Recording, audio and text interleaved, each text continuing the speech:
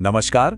आज की इस खास चर्चा में हम एक ऐसी बड़ी गलती पर बात करने वाले हैं जिसने न जाने कितने नए और उभरते हुए ट्रेडर्स के सपनों को तोड़ा है। एक मेंटर के तौर पर मैंने अपने इतने सालों के तजुर्बे में अनगिनत लोगों को एक ही जाल में फंसते और अपनी पूरी पूंजी खोते देखा है। हम बात कर रहे हैं ओवर ट्रेडिंग की। ये कोई आम तकनीकी गलती नहीं है, बल्कि ये एक ऐसा खतरनाक मनोवैज्ञानिक चक्रव्यूह है जिससे समझना हर उस इंसान के लिए जरूरी है जो बाजार में लंबे समय तक टिकना चाहता है। तो चलिए सीधे मुद्दे पर आते हैं। स्क्रीन पर लिखी इस लाइन को देखिए। एक ट्रेड, फिर दूसरा, फिर तीसरा, और जब होश आया तो अकाउंट आधा साफ हो चुका था। ये कोई डरावनी कहानी नहीं है, बल्कि ये वो कड़वी सच्चाई है जिससे लगभग हर शुरुआती ट्रेडर कभी न कभी गुजरता है। वो पल जब इंसान का अपने ही दिमाग और अपनी उंगलियों पर कोई कंट्रोल नहीं रहता और महीनों की मेहनत की कमाई बस पलक झपकते ही हवा हो जाती है। Section 1, the new traders illusion, यानी नए ट्रेडर का भ्रम। आइए इसे अमन नाम के एक नए ट्रेडर की कहानी से समझते हैं।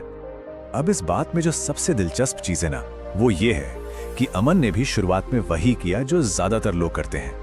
इंटरनेट पर कुछ चमचमाते वीडियो देखे और सोच लिया कि बस चार्ट खोलो और पैसा छापो। पहले दिन एक ट्रेड लिया, थोड़ा सा मुनाफा भी हो गया। बस यहीं से दिमाग में एक गलत कैलकुलेशन शुरू हो गई। अरे, अगर एक ट्रेड से थोड़ा पैसा आया है तो 10 ट्रेड लूंगा तो 10 गुना पैसा आएगा। यहीं से वो लालच जन्म लेता है जो ये मान बैठता है कि मार्केट में ज्यादा एक्टिव रहने और ज्यादा वॉल्यूम में ट्रेड करने का सीधा मतलब ज्यादा अमीर होना है। क्या कमाल का इल्यूजन है ना। Section 2, the over trading spiral. अब देखते हैं कि कैसे ये शुरुआती जोश एक बेकाबू और विनाशकारी आदत में बदल जाता है। आइए देखते हैं कि ये पूरा जाल कैसे बिछता है। अमन अब हर छोटे से मूव पर बिना सोचे समझे दाव लगाने लगा। चार्ट जरा सा भी हिला और तुरंत एंट्री मार ली। कोई लॉजिक नहीं, कोई सेटअप नहीं। ये बिल्कुल एक डोमिनो इफेक्ट की तरह काम करता है।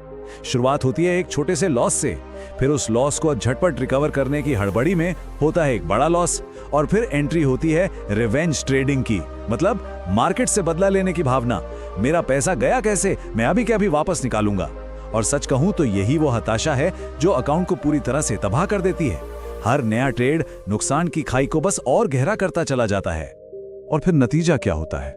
सिर्फ कुछ ही घंटों की बिना सोची समझी ट्रेडिंग के बाद हालात कुछ ऐसे दिखते हैं। 50% कैपिटल साफ। जब अमन के साथ ऐसा हुआ तो उसे शारीरिक रूप से महसूस होने लगा कि कुछ बहुत गलत हो गया है। हाथ कांपने लगे, दिल जोरों से धड़कने लगा, पसीने छूट गए।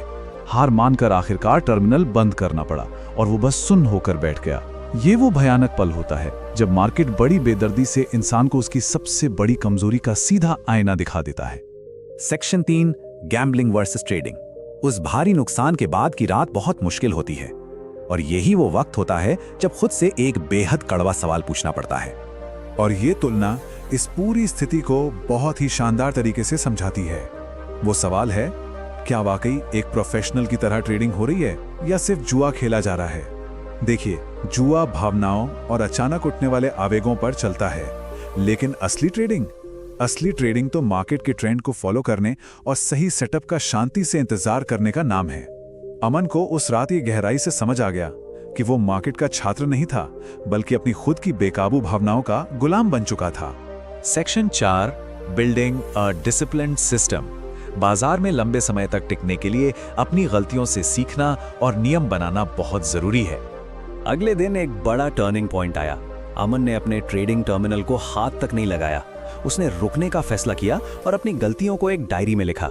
बिना किसी लॉजिकल सेटअप के हवा में ट्रेड करना, जल्दी अमीर बनने का लालच, नुकसान के बाद बदले की भावना और अनुशासन का बिल्कुल शून्य होना। सच कहूं तो आज जो भी मार्केट का दिग्गज है, उसने अपने शुरुआती दिनों में ये सभी जहरीली गलतियां जरूर की हैं। लेकिन जो चीज एक फेल ट्रेडर को एक सफल ट्रेडर से अलग करती है, वो है इन गलतियों को ईमानदारी से स्वीकार करना और उन्हें सुधारने की हिम्मत दिखाना।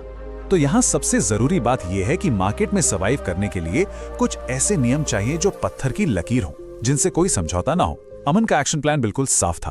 पहला नियम, दिन में ज्यादा से ज्यादा 2 से 3 ट्रेड। दूसरा, एंट्री सिर्फ और सिर्फ परफेक्ट सेटअप पर ही होगी। और तीसरा, किसी भी लॉस के बाद एक ब्रेक लेना अनिवार्य है ताकि रिवेंज ट्रेडिंग का कोई चांस ही ना रहे। याद रखिए, आपकी कैपिटल को कोई जादुई स्ट्रैटेजी नहीं, बल्कि आपका ये अनुशासन ही ढाल बनकर बचाता है। Section 5, the power of waiting, यानी इंतजार की ताकत। नियम बना लेना तो फिर भी आसान है, लेकिन उन्हें असल में निभाना एक बिल्कुल अलग ही लेवल की लड़ाई है। एक रिकवर हो रहे ट्रेडर के लिए सबसे मुश्किल काम क्या होता है पता है? अपने सामने चार्ट को ऊपर नीचे जाते हुए देखना, कोई नकली मौका बनते देखना और फिर भी खुद पर कंट्रोल करके कुछ ना करना। क्योंकि ओवर ट्रेडिंग कोई आम गलती नहीं है, ये एक अकाउंट डिस्ट्रॉयर है। ये एक ऐसी बीमारी है जो स्ट्रैटेजी से ज्यादा सिर्फ कुछ करने की खुजली को अहमियत देती है और पक्के तौर पर बर्बादी की तरफ ले जाती है। जब कोई सिर्फ बोरियत मिटाने या रोमांच के लिए ट्रेड कर रहा है ना, तो वो जाने अनजाने में अपने पैरों पर ही कुल्हाड़ी मार रहा होता है। इन बुनियादी सच्चाइयों को हमेशा अपने जहन में रखना चाहिए। ओवर ट्रेडिंग का सीधा सा मतलब है जल्दी और पक्की बर्बादी। ज्यादा ट्रेड्स लेने का यह मतलब बिल्कुल नहीं है कि मुनाफा भी ज्यादा होगा। सच तो यह है कि कोई भी बेहतरीन स्ट्रैटेजी बिना अनुशासन के कचरे के डिब्बे के समान है। इस बाजार में शांति से इंतजार करना ही सबसे बड़ी और सबसे जरूरी स्किल है। अमन को यह बात बहुत अच्छी तरह समझ आ गई कि मार्केट तो कल भी खुलेगा और रोज मौके देगा, लेकिन अगर पैसा ही खत्म हो गया तो सब खत्म। कैपिटल हमेशा सीमित होती है। अमन की ये पूरी यात्रा हर उस इंसान के लिए एक बहुत बड़ा सबक है जो चार्ट्स की इस भूल भुलैया में खो जाता है। अंत में इस विश्लेषण को एक बहुत ही गहरे सवाल के साथ खत्म करना चाहूंगा। क्या असली जीत हर दिखने वाले मौके पर छलांग लगाने में है, या फिर चुपचाप पूरी तैयारी के साथ उस एक सही और सटीक मौके का इंतजार करने में? अगली बार बाय या सेल बटन पर क्लिक करने से पहले यह सवाल दिमाग में जरूर आना चाहिए। आज के इस विश्लेषण में हमारे साथ जुड़ने के लिए बहुत बहुत धन्यवाद। सीखते रहिए और हमेशा अपने अनुशासन में बंधे रहिए।